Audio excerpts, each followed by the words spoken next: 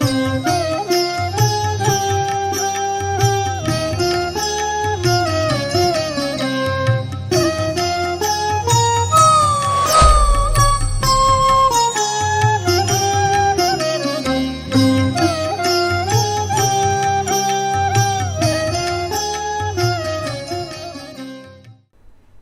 శ్రీమాత్రే నమః. ETV life ఆధ్యాత్మిక ఛానల్ ప్రేక్షకులకు స్వాగతం. సుకృతం చైవ సతతం నా ఆఖ్యాతవ్యం కదాచన, కృతం మయేతి కథవాన్ పుణ్యం క్షయం తత్క్షణాత్ అంటాడు కాశీఖండంలో వ్యాసుడు. నేను అద్భుతమైన పుణ్య కార్యక్రమాన్ని చేశాను, ఈ సత్కర్మను ఆచరించాను, ఈ ఆలయానికి ఒక 50,000 రూపాయల విరాళాన్ని ఇచ్చాను అని ఎప్పుడూ చెప్పుకోవద్దు. ఎందుకంటే కృతం మయేతి కథనాత్, నా చేత చేయబడినది అని చెప్పిన మరుక్షణం పుణ్యం క్షయం తత్క్షణాత్, చెప్పిన మరుక్షణమే ఆ పుణ్యం అంతా పోతుంది. అందుకే పాపమైన పుణ్యమైన చెప్పుకున్న మరుక్షణం పోతుంది.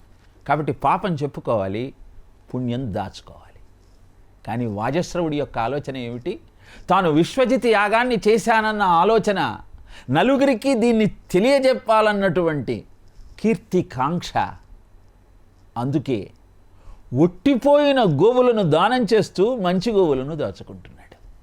దంభోదర్పోభిమానశ్చ కోరధ ప్రారుష్యమేవచ అజ్ఞానం చాభిజాతస్య పార్థ సంపదమాసురీం అంటాడు భగవద్గీతలో పరమాత్మ. దంభము, లేనిది ఉన్నట్టుగా చూపించాలన్న కోరిక, ఇది నీ పతనానికి కారణమవుతుంది. వాజశ్రవసుడు వేదాంగాలన్నీ పారాయణ చేసిన మహాపండితుడు. కానీ లోభం అనే గుణము అతనిలో ప్రవేశించి మంచి గోవులను దాచిపెట్టుకోవాలన్న ఆలోచన, పనికిరాని గోవులను దానం చెయ్యాలన్న ఆలోచన కలిగాయి. ఇది గమనించాడు నచికేతుడు. తండ్రికి ఏ విధంగానైనా సరే విషయాన్ని తెలియచేయాలనుకున్నాడు. అందుకే తండ్రి దగ్గరికి వెళ్ళి, నాన్నగారు నన్నెవరికి దానం చేస్తున్నారు అని ప్రశ్నించాడు. పదే పదే ఇదే ప్రశ్న అడుగుతున్న పిల్లవాడి యొక్క వైనాన్ని చూసి విసిగిపోయినటువంటి వాజశ్రవసుడు, నిన్ను యముడికి దానం చేస్తున్నాను అంటూ ఆగ్రహంగా పలికాడు. యమపురికి వెళ్ళి 3 రోజులు నిరాహారంగా యముడి గురించి వేచి చూసిన తరువాత జరిగినటువంటి పాపాన్ని గుర్తించిన యమధర్మరాజు అతిథి నిరాహారంగా ఉండటం మహాపాపం కనుక ప్రాయశ్చిత్తం చేసుకోవాలన్న ఆలోచనతో 3 వరాలను అనుగ్రహించాడు నచికేతుడికి. మొదటి వరంగా తండ్రి ఆదరాన్ని, రెండవ వరంగా స్వర్గాన్ని చేరుకోవడానికి అవసరమైన యజ్ఞం యొక్క వివరాన్ని తెలియజేసిన తరువాత నచికేతుడు 3వ వరంగా ఆత్మవిద్యను తెలియజేయమంటూ అభ్యర్థించాడు. దానికి సమాధానంగా, నా విరతో దుశ్చరతాత్ నాశాంతో నా సమాహితః నాశాంతమానసో వాపి ప్రజ్ఞానేనైవ మాప్నుయాత్. ఓ నచికేత, అద్భుతమైన ఆత్మతత్వాన్ని తెలుసుకోవాలి అంటే దుశ్చరితాత్ న అవిరతః, చెడు ఆలోచనలు, చెడు అభ్యాసాలకు దూరంగా ఉండాలి. అనంతరము నా అశాంత, ఇంద్రియ నిగ్రహం ఉండాలి. విశ్వామిత్రుడు చేసిన తపస్సునంతా మేనకతో భోగాలు అనుభవించటానికి, అనంతరం కోపంతో రంభను శపించటానికి ఉపయోగించాడు. ఆ తర్వాత గుర్తించాడు, కామయేష క్రోధయేష రజోగుణ సముద్భవ మహాశనో మహాపాప్మా విధ్యేనమిహ వైరిణం. కామము క్రోధమనే రజోగుణం నుంచి ఉద్భవించిన ఈ 2 లక్షణాల వలననే కదా అద్భుతమైన నా తపశ్శక్తి అంతా వృధా అయింది అని గుర్తించి, లోభిత క్రోధితశ్చైవ తపసాచాభివర్ధతే నహ్యస్య వృజినం కించిత్ దృశ్యతే సూక్ష్మవ్యథ. కామాన్ని క్రోధాన్ని పక్కకు పెట్టి అకుంఠిత దీక్షతో అద్భుతమైన తపస్సును ప్రారంభించాడు. ఆ తపస్సుకు లోకాలన్నీ అల్లకల్లోలం కావటం ప్రారంభించాయి. అప్పుడు దేవతలే స్వయంగా బ్రహ్మదేవుడి దగ్గరికి వెళ్ళి విశ్వామిత్రుడి యొక్క కఠోరమైన తపస్సు తట్టుకోలేకపోతున్నాం కనుక అతనిని బ్రహ్మర్షిగా అనుగ్రహించమంటూ అభ్యర్థించారు. బ్రహ్మర్షే స్వాగతం చేస్తూ అంటూ బ్రహ్మదేవుడు విశ్వామిత్రుణ్ణి బ్రహ్మర్షిగా గుర్తించాడు. ఇలా నా అశాంత ఇంద్రియ నిగ్రహం ఉన్నప్పుడు మాత్రమే సాధనాక్రమం సక్రమంగా ముందుకు సాగుతుంది. నా సమాహిత ధ్యానమగ్నుడవై ఉండాలి. హృదయ కుహరంలో ఉన్న ఆ ఆత్మ చైతన్యాన్ని దర్శించుకుంటూ యదా సంహరతే ఛాయం కూర్మోంగానీవ సర్వశః ఇంద్రియాణీంద్రియార్థేభ్యః తస్య ప్రజ్ఞా ప్రతిష్ఠితా. ఎవరైతే ఇంద్రియాలన్నింటినీ అంతర్ముఖం చేసుకొని తాబేలులాగా చర్య ప్రతిచర్య లేకుండా ఉండగలుగుతారో వారే స్థితప్రజ్ఞులు అని పరమాత్మ భగవద్గీతలోని 2వ అధ్యాయంలో తెలియజేసినట్టు ఇక్కడ కూడా యమధర్మరాజు అదే సత్యాన్ని వివరిస్తూ ఉన్నాడు. నా సమాహిత భోగైశ్వర్య ప్రసక్తానాం తయాపహృతచేతసాం వ్యవసాయాత్మిక బుద్ధి సమాధౌ న విధీయతే. ఎప్పుడైతే భోగముల పట్ల సుఖముల పట్ల ఆసక్తి ప్రబలుతుందో అప్పుడు ఏ ధ్యానంలో కూర్చోలేం, పూజలో కూర్చున్నా మనసు నిశ్చలంగా ఉండదు. వ్యవసాయాత్మిక బుద్ధి సమాధౌ న విధీయతే. ఏం సమాధిలో ఉండగలుగుతాం? మరి ఎలా చేస్తే అది సిద్ధిస్తుంది అంటే యోగశాస్త్రం దానికి ఒక అద్భుతమైనటువంటి ఉపాయం తెలియజేసింది.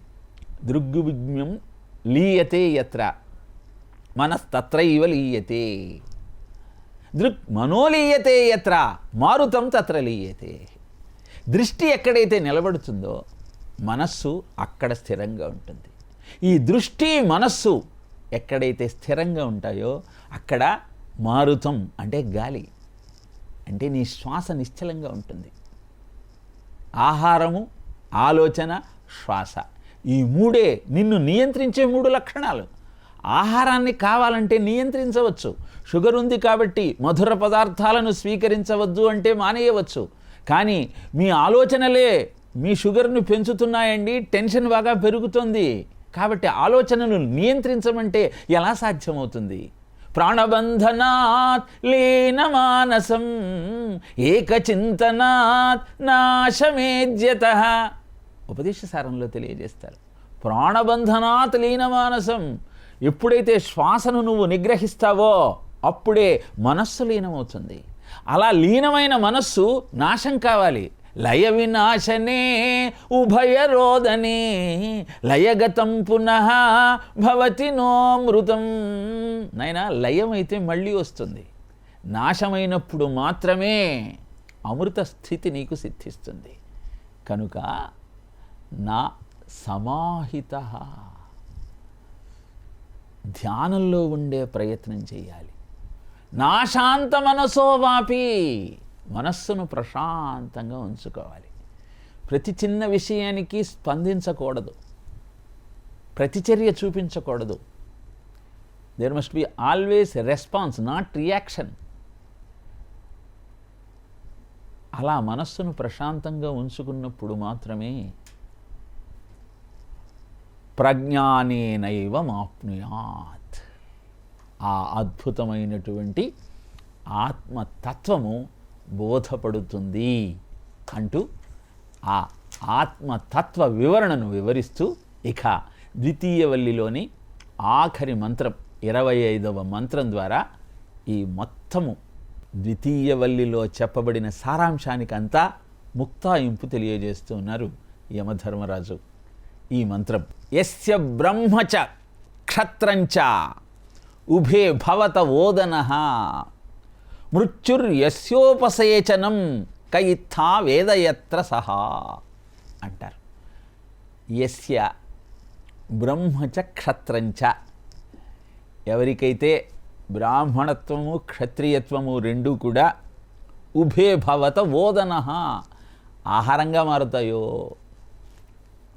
మృత్యుర్యస్యోపసేచనం, యస్యః మృత్యుః ఉపసేచనం, ఎవరికైతే మరణం అనేది ఆ ఆహారంలో నంజుకునేటువంటి పదార్థంగా ఉంటుందో వారికి అద్భుతమైన ఈ ఆత్మతత్వం సిద్ధిస్తుంది అని చెబుతూ కయిత్థా వేదయత్ర సహా, అలాంటి వారు ఎక్కడ ఉంటారు అని, అలా ఉండటమే ఆత్మతత్వాన్ని తెలుసుకోవటానికి అవసరమైనటువంటి సాధనా క్రమం అన్న విషయాన్ని ఈ శ్లోకంలో, ఈ మంత్రంలో యమధర్మరాజు తెలియజేస్తున్నారు. బ్రాహ్మణత్వము, క్షత్రియత్వము ఆహారంగా మారటం ఏమిటి, మరణం అనేది నంచుకునే పచ్చడి ఏమిటండి, అర్థం కావటం లేదు. అంటే ఎత్ర యోగేశ్వర కృష్ణో ఎత్ర పార్థో ధనుర్ధర తత్ర శ్రీర్విజయోభూతి ధ్రువానీతిర్మతిర్మమ. ఎక్కడైతే యోగేశ్వరుడైన కృష్ణుడు ఉంటాడో, ఎక్కడైతే ధనుర్ధారి అయిన అర్జునుడు ఉంటాడో అక్కడ విజయము, విభూతి, సంపద అన్నీ ఉంటాయని భగవద్గీతలోని ఆఖరి శ్లోకం యొక్క అంతరార్థం. యోగేశ్వరుడైన కృష్ణుడు అంటే బ్రాహ్మణత్వము, ఆలోచన. ధనుర్ధారి అయినటువంటి అర్జునుడు అంటే క్షత్రియత్వము, ఆచరణ. ఎక్కడైతే ఆ ఆలోచన, ఈ ఆచరణ, ఈ రెండు సమన్వయంతో ఉండి ఆ రెండింటి యొక్క ఫలితము పూర్తి వైరాగ్య భావనను కలుగజేస్తూ ఇంద్రియ భోగాల పట్ల, విషయ సుఖాల పట్ల వైరాగ్యాన్ని కలిగిస్తాయో అది వారికి ఆహారము. అంటే ఆ ఆలోచన, ఆ ఆచరణ అంతా కూడా ఆత్మతత్వాన్ని తెలుసుకునే సాధనంగా ఎవరికైతే మారుతుందో, మరణం యస్యోపసేచనం, వారికి మరణము పట్ల ఎలాంటి భీతి ఉండదు. ఎందుకంటే ఆత్మతత్వం యొక్క అంతరార్థము, అనుభూతి కలిగిన వాడికి దేహం పడిపోతుందన్న బాధ ఎలా ఉంటుంది? స్థూల సూక్ష్మ కారణ శరీరాలు మూడింటిని నడిపించేటువంటి చైతన్యం ఏదైతే ఉన్నదో దానిని ఆధారంగా చేసుకొని ఈ మూడింటిని తేజోమయంగా మార్చుకోవచ్చు. కానీ మనం ఏం చేస్తూ ఉన్నాం అంటే ఆ మూడింటిని కూడా భోగములకు, విషయ సుఖములకు అనువుగా, అదనుగా భావిస్తూ ఉన్నాం. రావణాసురుడు బ్రహ్మదేవుడి గురించి తపస్సు చేశాడు. నహి శత్రుం మృత్యు సమం అమరత్వం అహం వృణే అన్నాడు. అంటే మృత్యువుని మించిన శత్రువు మరొకటి లేదు, కాబట్టి ఎల్లకాలము బతికుండేటువంటి వరాన్ని నాకు ప్రసాదించు. ఎందుకు? అసుషు రమంతి ఇతి అసురః. ఎల్లకాలము భోగాలు అనుభవిస్తూ ఉండాలి, సుఖాలలో తేలియాడుతూ ఉండాలి, ఇంద్రియ సుఖాలే సర్వస్వంగా భావించాడు. కనుక ఇలాంటి వరం కోరుకున్నాడు. హిరణ్యకశిపుడు గాలిని గుంబి నగ్గిని నంబువలన ఆకాశస్థిలన్ దిక్కులన్ రేలన్ ఘస్రములన్ దమ ప్రబల భూరిగ్రాహ రక్షోముగ వ్యాళాదిత్య నరాది జంతు కలహ వ్యాప్తిన్ సకల అస్త్రశస్త్రాళిన్ మృత్యువు లేని జీవనము లోకాధీశ ఇప్పింపవే అంటూ బ్రహ్మదేవుణ్ణి ప్రార్థించాడు. ఆ హిరణ్యకశ్యపుడి ఆలోచన కూడా భోగానుభవమే. హిరణ్యము అంటే బంగారం, సంపద. కశిపు అంటే మంచం, అంటే సంపదలను సంపాదిస్తూ దాన్ని అనుభవానికి ఆధారంగా మార్చుకోవాలన్న ఆలోచన. అందుకే గాలిని గుంపిన అగ్ని నంబువల ఆకాశస్థలిన్, అసలు నాకు మృత్యువే లేకుండా వరం ఇవ్వమన్నాడు. ఇలా ఎందుకని మనకు ఈ దేహము దొరికినది, దాని యొక్క లక్ష్యమేమి, ఈ విషయాన్ని మరిచి స్థూల సూక్ష్మ కారణ శరీరాల మూడింటి యొక్క ప్రవర్తనను విషయ సుఖాలకు, భోగానుభవానికి మాత్రమే ఆధారంగా మలుచుకుంటే ఏదో ఒక రోజు ఆ భావనే వాటిలో ఉన్న దుఃఖం ఏమిటో నీకు తెలియజేస్తుంది. ఆ హిరణ్యకశ్యపుడి ఆలోచన కూడా భోగానుభవమే. హిరణ్యము అంటే బంగారం, సంపద. కశిపు అంటే మంచం, అంటే సంపదలను సంపాదిస్తూ దాన్ని అనుభవానికి ఆధారంగా మార్చుకోవాలన్న ఆలోచన. అందుకే గాలిని గుంపిన అగ్ని నంబువల ఆకాశస్థలిన్, అసలు నాకు మృత్యువే లేకుండా వరం ఇవ్వమన్నాడు. ఇలా ఎందుకని మనకు ఈ దేహము దొరికినది, దాని యొక్క లక్ష్యమేమి, ఈ విషయాన్ని మరిచి స్థూల సూక్ష్మ కారణ శరీరాల మూడింటి యొక్క ప్రవర్తనను విషయ సుఖాలకు భోగానుభవానికి మాత్రమే ఆధారంగా మలుచుకుంటే ఏదో ఒక రోజు ఆ భావనే వాటిలో ఉన్న దుఃఖం ఏమిటో నీకు తెలియజేస్తుంది. కనుక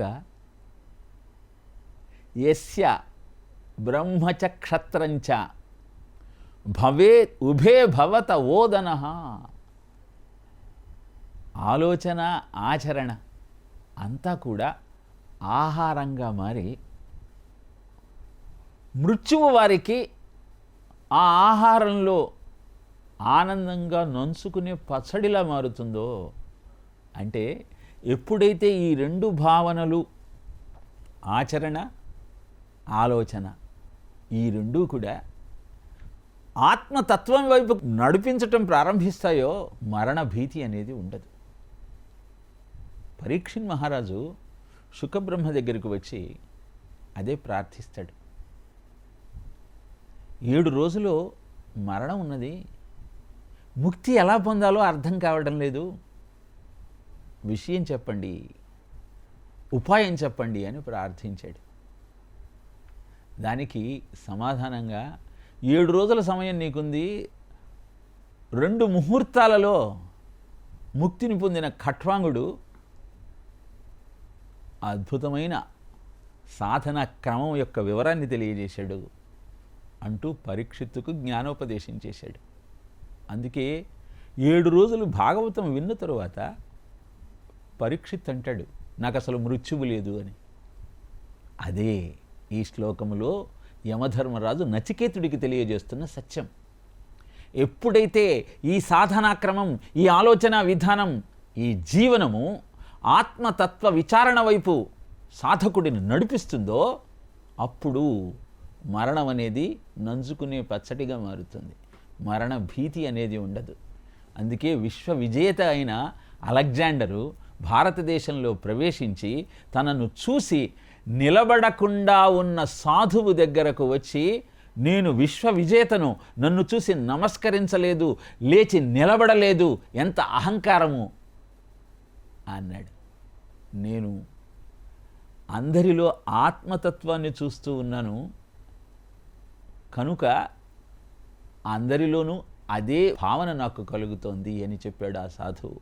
నీ శిరస్సును ఛేదిస్తాను అంటే ఆ సాధువు అన్నాడు, పోయేది ఈ శరీరమే, ఆత్మ అందరిలోనూ ఉన్నది, అది చావు లేనిది, చంపబడేది కాదు అంటూ అద్భుతమైన ఆత్మతత్వ వివరాన్ని అర్థం చేసుకున్న ఆ సాధువు యొక్క బోధన అలెగ్జాండర్కు కనువిప్పి కలిగించింది. కనుకనే తిరుగుముఖం పట్టాడు తన సామ్రాజ్యానికి.